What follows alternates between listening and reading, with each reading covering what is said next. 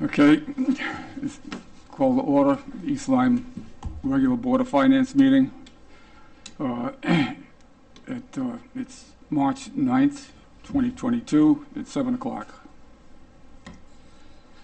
Please rise for the Pledge of Allegiance.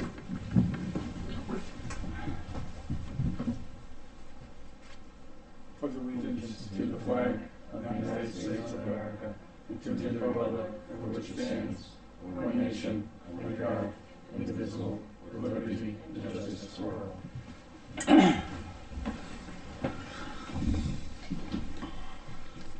Okay, we'll move to delegations, which allows the public to come up before the Board of Finance and have any comments or concerns about the items on tonight's agenda.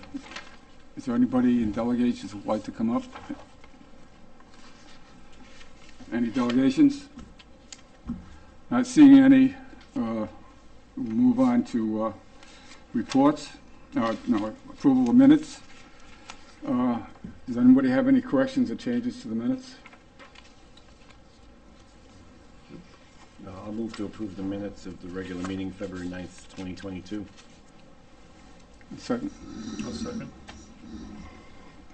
All in favor? Aye. Against? Abstain? Motion approved 5-0-0. Okay, now reports. Board of Education. Hi. Aye. Do you want me to go? Please. This is my first Tap time. that, make sure it's working. Can you hear me? Is it working? I think it is. Okay, and name and address, please. So my name is Annalise Spaziano. I'm the Assistant Superintendent of the East Lyme Public Schools, and I live at 37 Ben Merrill Road in Clinton, Connecticut. And I'm happy to serve as the Board of Education rep this evening. On February 28th, in alignment to the state guidelines, the district moved from masks being mandated in schools to masks being highly recommended. And I can say that we've had a really smooth transition in going to a recommended mask wearing rather than mandated. In any given school, you'll see a mix of some folks, teachers and students, with masks on and some without them on. Our student reps reported at our Board of Education meeting Monday night that it's, sort of a non-judgmental situation right now. It's kind of like when you go out in public, you go into a store, some people have masks on and some don't. I think there was some concerns with regards to how that would roll out, but we're really happy in the way that it's been approached, and we feel as though it's been a smooth transition up to this point.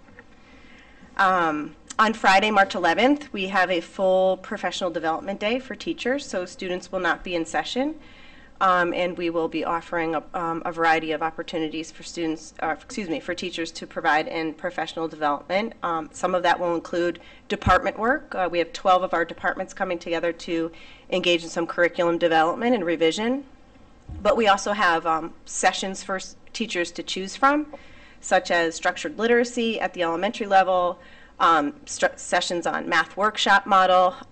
We have some vertical groups coming together. So, for example, 4 or 5 math teachers are coming together to talk about that transition from grade 4 to 5 in math. We also have them coming together in grade 8 and 9. So, combination of some collaborative work between teachers and also some opportunities for professional development. With the mask mandate being adjusted, we are now really excited to be moving into the spring in a more normal approach to end-of-year activities. So we are, fully engaged in planning field trips, proms, graduation in a much more traditional approach. Things seem to be getting back to normal, and I have to be honest, it's a really great feeling to be able to approach some of these opportunities for our students in a way that's not as restrictive and or not even able to happen at all. So it's really, really a good feeling, and we're happy to be moving in that direction. We've been significantly engaged at the board level with regards to policy work. So the policy subcommittee on the Board of Education has been really working diligently. They've gotten through the 1,000 and 2,000 series of our board policies, and they're actively engaged in the 3,000 series right now. What I can say from being involved in the work is that we had a lot of policies in place that were unnecessary. So it's really kind of some of the heavy lifting is weeding out policies that are not necessary, but then also updating policies as it relate to changes in state statute. So that work is underway and moving pretty quickly. We are really, really excited about our new working partnership with Youth Services and the new position there, Sarah Furman's position, the Wellness Prevention and Mentoring Coordinator. I've been working closely with Sarah as the Assistant Superintendent, specifically around providing opportunities for our students and parents with presentations around prevention. But we're also working really hard at getting the mentoring program back up and running, which I know is a program that was highly successful in East Lyme pre-COVID.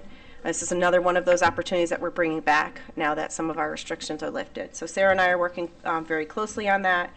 And we're also really grateful for the extension of services that Sarah's brought in the way of substance abuse counseling as well. So it's a really great school-to-community partnership that we're really grateful for.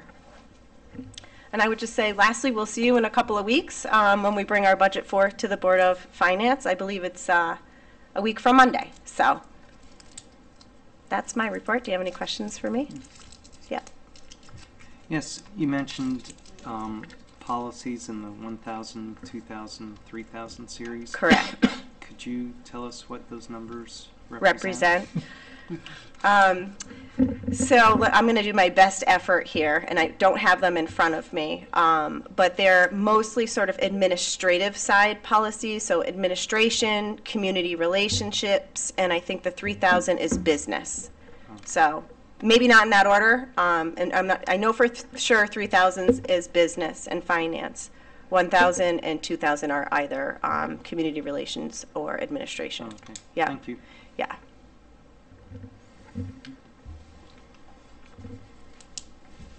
Guess you're all set. Okay. Thank you. Thank you very much. Have a great evening.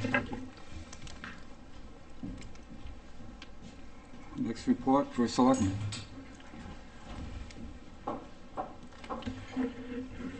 Thank you, John.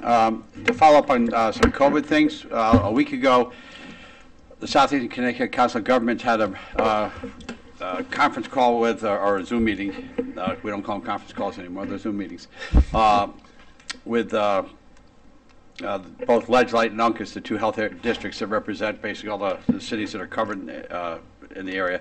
And that's where they talked about CDC's recommendation was masks, or if you're feeling fine and so forth like that, it's strictly at your feeling right there. We had already gone to, so that's when we went to town hall. Mask is basically optional. We still have the requirement here for unvaccinated, but it's not as if we're asking people if they come in that. And what they pointed out too is they're no longer really looking at the daily positivity rate as a gauge, because a lot of people now are all doing their home testing. If they test positive, that's as far as they'll go. So they're looking at the hospitalizations, and they've been trending downward and so forth like that.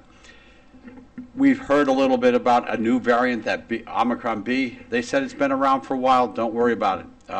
There's only been about 10 to 15 identified in the state at that time. They said it's not anything to be more concerned about than the regular Omicron. So it was a really good meeting. In fact, they recommended back to in-person meetings. You know, they really no restrictions on that type of thing. So even the Council of Governments now this week's meeting is the last Zoom meeting, then it's going all back to in-person. Moving on to things in town, Amtrak fence, we've heard a lot about that. I had a conversation a week ago, Monday, with a representative from Amtrak. They've been very, they've engaged. If I email or call, if I don't get them, I hear back from them very quickly. I was told it was supposed to start last week. It didn't. It's been delayed for quite a while, probably not during the summer. Earliest is the fall. And they said they are aware of the town's concerns, and they want to engage the town in any dialogue moving forward. So I think that's good. And as I pointed out, when I put a post on my Facebook page. I don't think Senator Blumenthal and Congressman Courtney sending emails hurt either. I think they carried a whole lot more weight than mine did, so we appreciate their input too.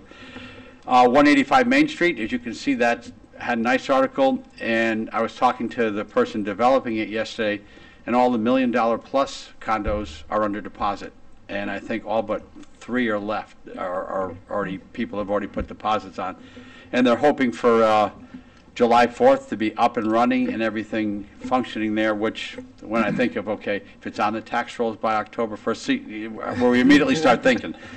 So that's where that stands. I've seen better pictures than we've seen that artist concept. It's going to look significantly better than what it looked like on some of those artists, computer-generated things. Public safety building, we're housing prisoners right now. Last week, the chief texted me in the morning, said we had our first prisoner last night. It was, yeah, So, and staying right there, our two most recent police hires have completed their field training officer program and are on their own.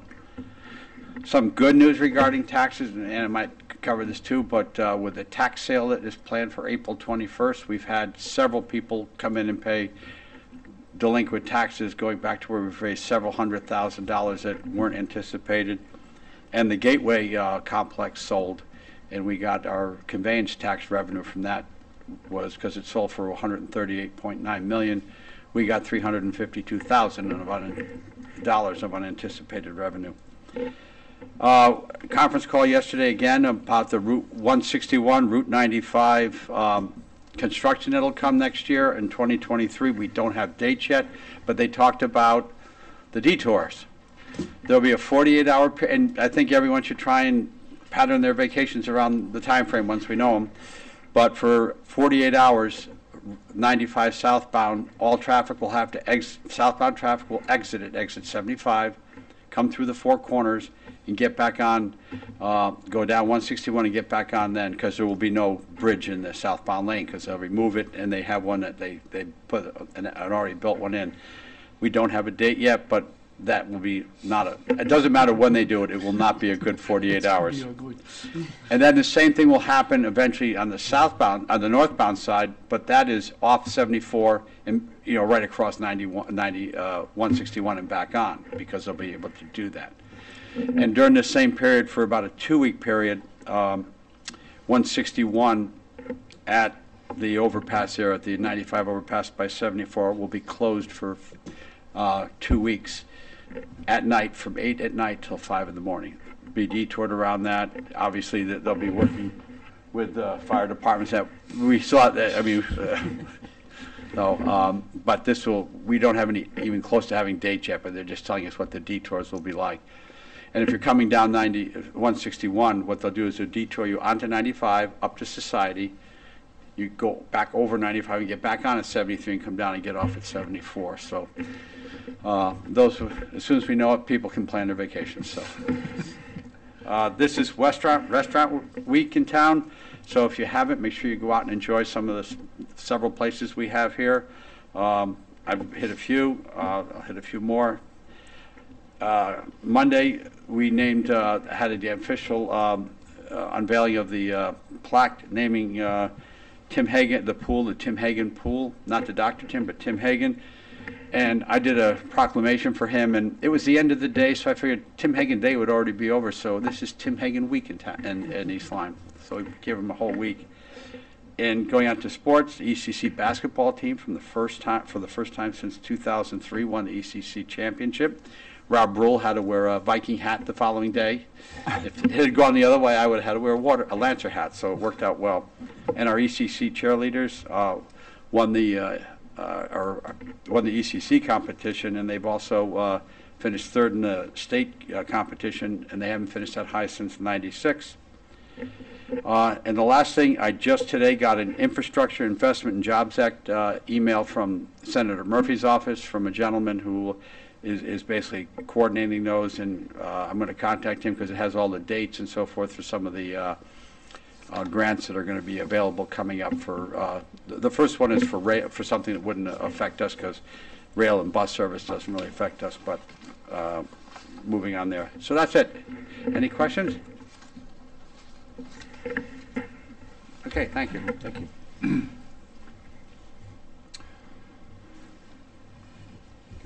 Director of Finance, Anna? Oh, good evening. First, I wanted to report that I have the auditor scheduled to come out for 2 weeks, beginning on the 28th of this month, to do the field work for the 6/30/21 audit. I provided you with reports in your packages. If you look at the monthly summary, as Mr. Siri indicated, if you look all the way over to the right under revenues, you'll see for the month we had $374,639 in conveyance taxes, of which $352,872 was from the sale of Gateway. On the expenditure side, you'll note that we had some storm overtime expenditures as well as some storm materials expenditures, along with some others that have been highlighted for you. In looking at the unassigned fund balance report,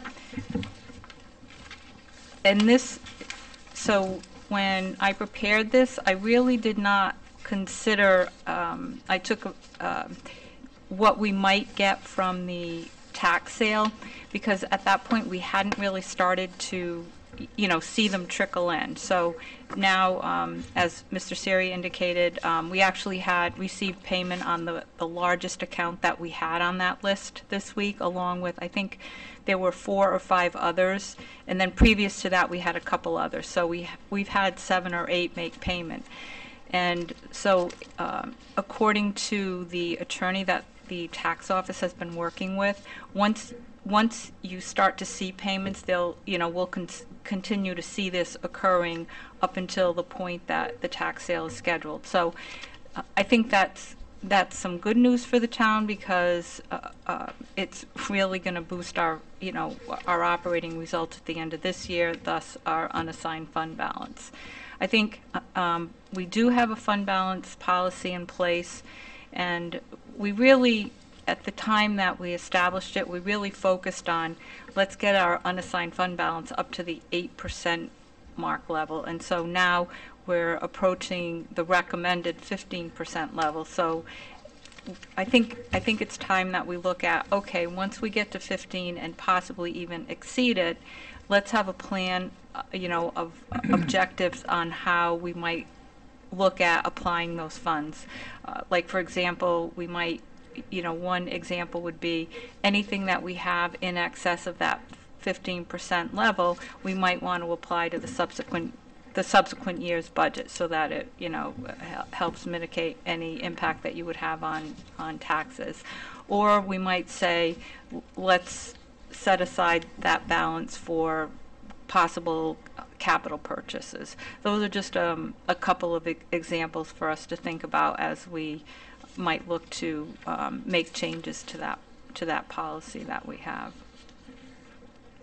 So, I think in terms of our revenues, the projections, we're doing rather well on them. We do have a couple of areas where we won't make our targets for different reasons, but that's going to be offset by some of the other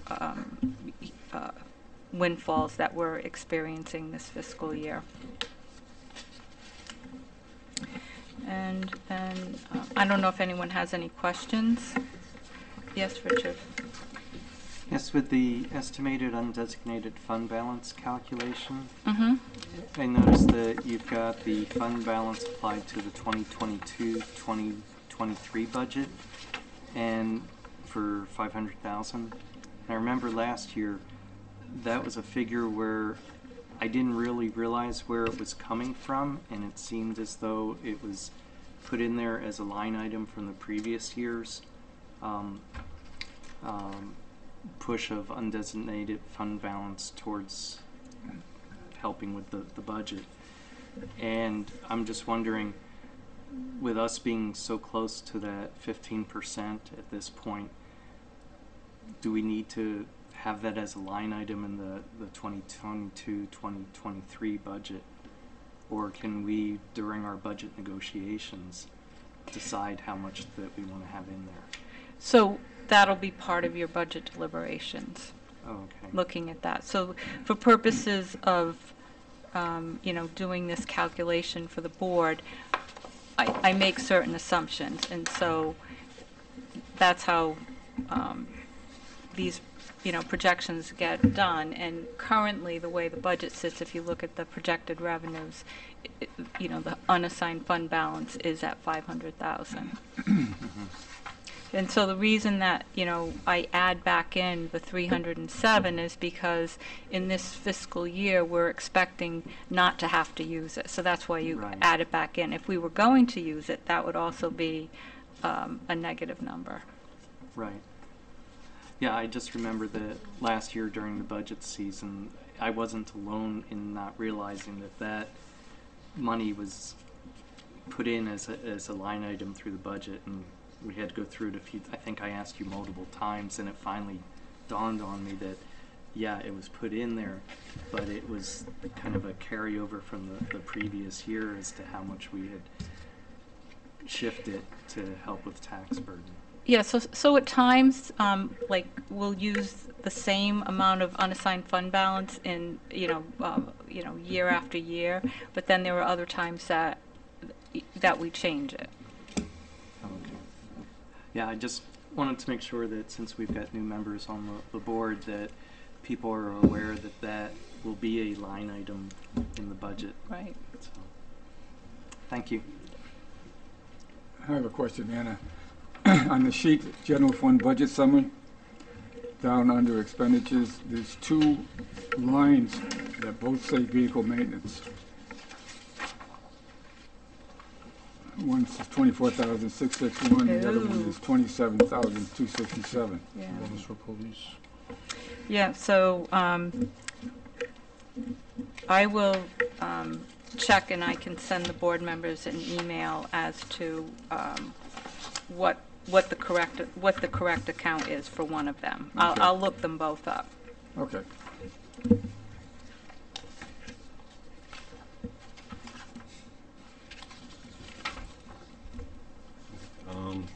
You all set? Yeah. Okay, so you mentioned they're coming in on the 28th to do the audit. Do they already have the trial balance? Has that been forwarded to them, or we closed out from? Just Our about, books? yes, just about, So yeah. they don't have a trial balance right now. Correct, because I have to send every single fund to them all as one file. Okay. Saying the fiscal year's been over for quite some time. Understood. It's just, I as a new member here, I just feel uncomfortable going into the budget season, coming off an unaudited fund balance from last year. Something that should be locked in by now, but I hope that they can, expedite this the best way they can to get this. Understood. Because going back, I know it's going back to 2012 as far as I can find. We've been late every year except one. So I'd like to be able to avoid any negative publicity moving forward on that. And just as a follow-up to last year's budget, last year's audit, I know when they presented, there was a management letter with some recommendations that the board was, at the time, was going to put on as a monthly agenda item, which I couldn't find anything on that, but I just want to make sure that those management items have been addressed before the auditors come in. I don't know if you know if they have, or whether you can get back to us on that. I will include the list that we have for you. And then only my other just concern was on the designated fund balance. The target from last month to this month dropped by 486,000. So I don't know if there was, you mentioned some storm issues or. Yeah, so what that represents is how much more we have to meet the 15% target. Okay. So in other words, that, Am I reading this wrong then? so the fact that it's a lower number means that our position has improved. Okay. Okay, I'm reading it backwards then. Okay. And just one other thing on the, So like if you look and you see the 15%, Yep. and then you see what the estimated number is at 14.6, so the difference between what we would need for 15 and the 14.6 is the Okay. 331. sorry, I was reading it backwards. No, that's fine. And you mentioned that we, since we're on track that we're probably going to exceed or get to that spot, there may be something we can look into that internal service fund thing. Maybe we can find some way to look into that and get that off the books this year too. So that's just food for thought for everybody. That would be excellent to take care of that, yes, agreed. That's all I have.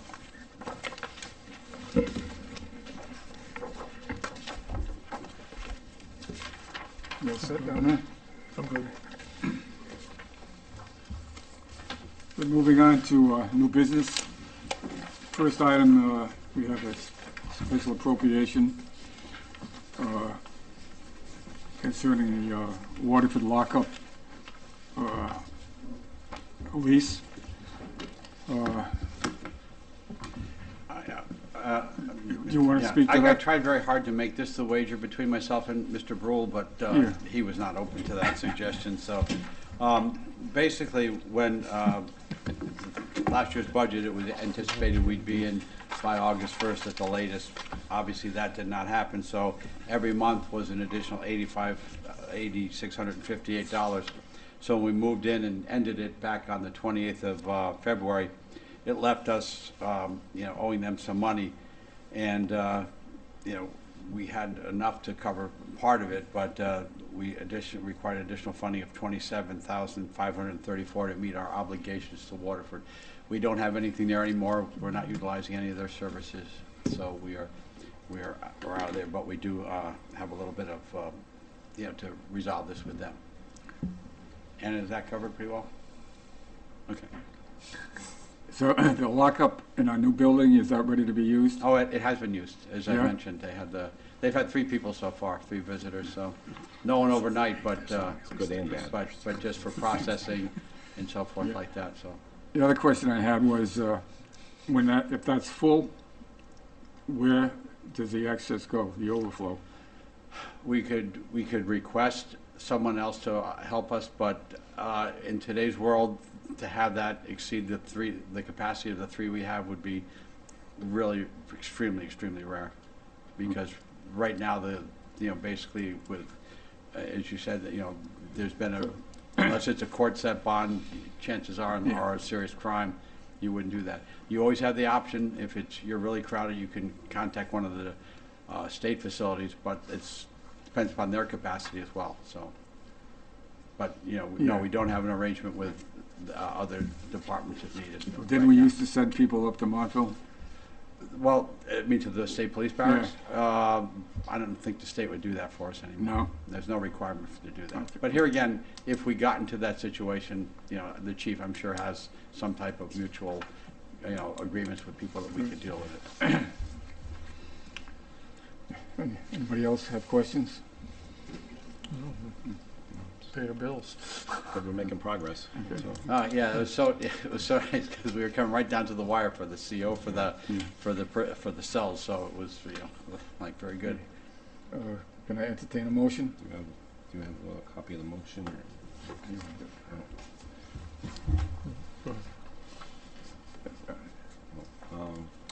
Move to approve a special appropriation and transfer the amount of $27,534 from account number 01-01-120-200-500 contingency to account number 01-25-216-200-201 facility rental. Second? I'll second. Okay. Any discussion on it? No? All in favor? Say aye. Aye. Aye. Against? Abstain? Motion carries 500. Next item on new business is Niantic Fire Department requests appropriation of $38,000, which has to do with basically overtime.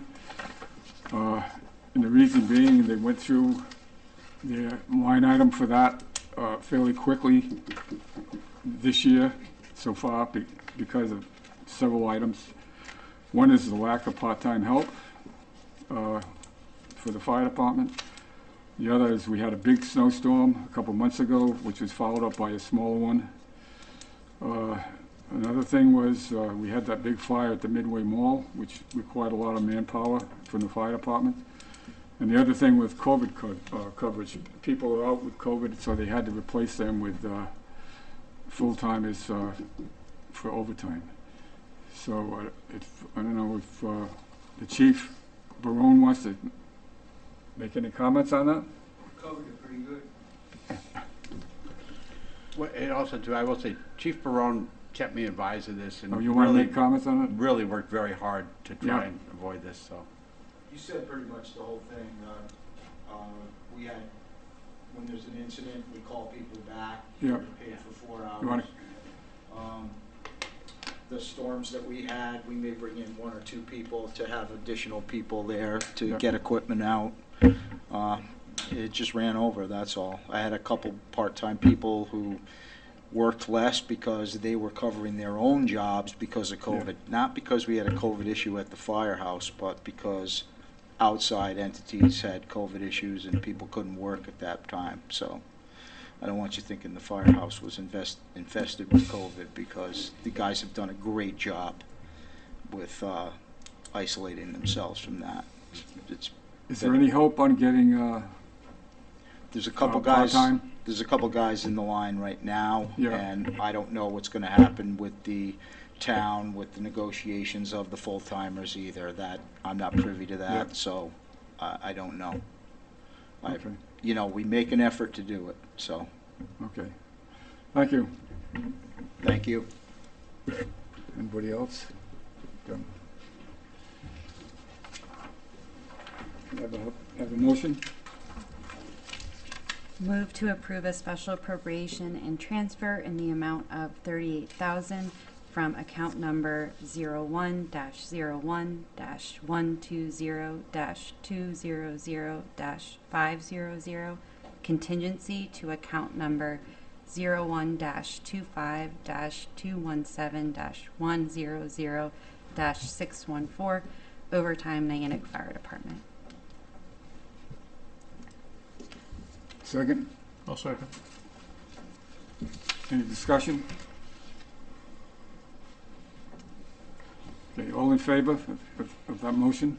Aye. Aye. Aye. Against? Abstain? Motion carries 500. The next item on new business is the proposed budget for 22-23. I know our next meeting for a review of some of the departments that'll come before us is on 3/15, and there'll be 4 more special meetings after that, with 2 more after that if needed. I don't know, Kevin, you have anything to say about that, or? I'll just give you, the Board of Ed, it'd be difficult to cover because we didn't get that presented to us until the night we adopted it, so that was our first look at it, because they adopted it on the 28th. It does say, obviously, we don't have the ability to have any reduction to that, but according to the charter, it says we'll review it and provide, comment. So you have the budget, we did not really have time to comment, so that's on our agenda for the 16th, for us to, basically debate and talk about that, and we will have our comments forwarded to you in time for your meetings on the 21st with the Board of Ed, so you can do that. Just some of the large items when you go down this to point out, or some things I'll point out. Salary contingency is really large because all 4 contracts were coming due this year, all our union contracts. And we are able to get one of them already to agree to a year extension at a favorable rate for us, as are good for both of us. And there's one other union in discussion as well to do that, but I will be negotiating with the firefighters and the Public Works Town Hall UPSU union as well. The past year, for the UPSU was 2.25 with no step increase. 2.25 will not be a wage going forward next year. I mean, none of them are coming in that low. Plus, we've heard an awful lot of information that right now we're not able to fill jobs, because if you're hired if I've been doing a job as, say, a level 2 maintainer for 5 years, and you're hired to come in today, we're both making the same wage. So we're losing people. We're having a recruitment and retention thing. So that's going to be something we have to really look at moving ahead. So that's why there's the big salary contingency. Fuel for diesel and gasoline, that's up $77,000. We're locked in. Joe there was a day back, maybe November, December, where the lock-in price dropped by 17 cents a gallon. He locked in, said maybe this won't work out. Obviously it did. So he's locked in at a rate, and so it's only going to be a $77,000 increase for us next year in fuel. But salt for the roads will be an additional $30,000, because here again, that's the cost. So those are a couple things that we can't take into, or we have to deal with. For positions in there, there's an IT director. We've had an IT basically coordinator, Carmen, who was the one that got the email addresses, the one who does the day-to-day stuff. We've had Star Computer, who's been invaluable to us in getting the public safety building up and running and overseeing our communications and our computers and so forth. But especially with what we're hearing about over the last few weeks about cybersecurity, and that we felt that we feel very strongly that we need someone, a director, who would headman this, who not only, this will be his prime job. Right now, Joe Burgaw is technically our IT director. He doesn't have the time. The chief has become a lot more cognizant of it too. Just doesn't have the time to dedicate this. This person will look into it. What we have done is decreased our contract with in hours with Star Computers, and that's come down $66,000. So we have found a little bit of the money we're setting, the 105 we're asking for director. The contract, or the budget is requesting 2 police officers additionally, and the chief will do a very good job when he makes his presentation to you, explaining how many more shifts this covers to where we'll have more people. He'll explain how we have seen an uptick in crime over the last year. We were up 53% at the end in 21 over 22 at the end of September. So we have seen it. We're also asking for 2 dispatchers. That will allow us to have 2 dispatchers working 24 hours a day, 7 days a week.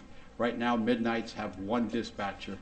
And if someone, the fire was a good example of why you need that extra person in there, the second person there. But even on a normal midnight shift, if that dispatcher is working with someone telling them how to perform CPR, and then you get a serious police call in, they have to decide which one they handle, which one they don't. And someone said, well, don't we have the ability to transfer calls? No, that's if our system goes down, then it would transfer somewhere else. No one would handle our just routine calls. That's not what it's there for. The chief has brought up a good point, 1 more firefighter, because we're seeing an increase in the need for overtime hours, and that 1 additional person would help out. One thing we did do is, because we're adding that additional firefighters, we cut the overtime budget that was requested by the fire department, because we're hoping to have that. And the last, as far as additional manpower, would be 1 position at $30,000 at Town Hall here, and that would be a 25-hour position that would split that time between HR, probably about 15 hours at HR, and 10 hours in the town clerk's office, because it gets extremely difficult sometimes with not having enough people to man the positions at Town Hall. Sandy was out 2 days last week with an illness. There's no one that come into my office to sit in and to answer phone calls, or if I have to leave, that means the door gets locked.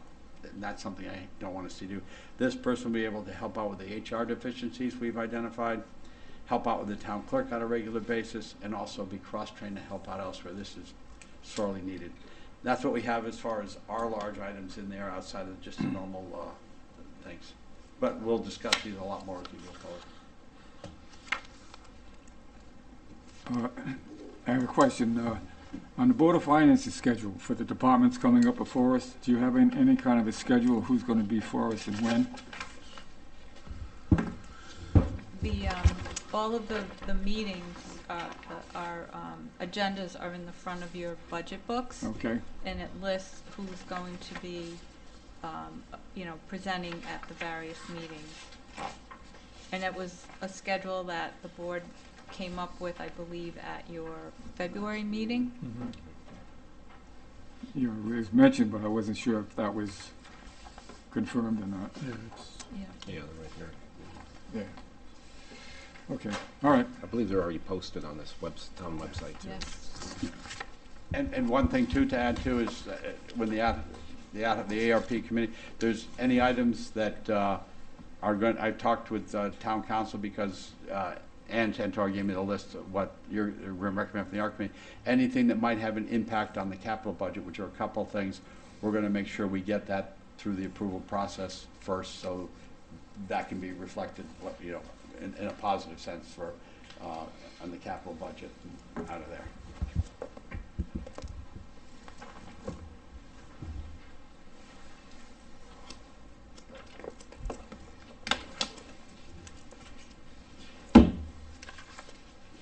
Any more questions? Looking forward to meeting everyone. I get to go through it a second time. Yeah. Okay, the next item is update of the American Rescue Plan Ad Hoc Committee. Paul or Rich? Did you have a preference, Paul? You can start if you want. Oh, okay. Not really much. Okay, so we went through our deliberations on the subcommittee. I don't have the exact number of applications that we received, but we had a pool of money of almost $3,800,000. I'm going to give you round figures. And of that, we evaluated the applications from small businesses and nonprofits on 4 criteria, each one having a score of 1 to 10, and then having a final score that was given, so a maximum score of 40 for each application. The subcommittee, each of us gave our scores, an average was indicated, and then we had a prioritization of the projects by the score. Then we deliberated on each of the projects or applications and designated some money. The same process was gone through with the town side, and kind of ballpark figures that were decided upon were about $462,000 was allocated to small business and nonprofits. And for the town projects, it's a much larger figure because a lot of these are major projects, and that was about $3,225,000. Again, ballpark figures. And we'll be preparing a report and getting that to the Board of Selectmen for their next meeting. And we meet again tomorrow night, and I believe the report should be over to the Board of Selectmen the following week for presentation. Paul?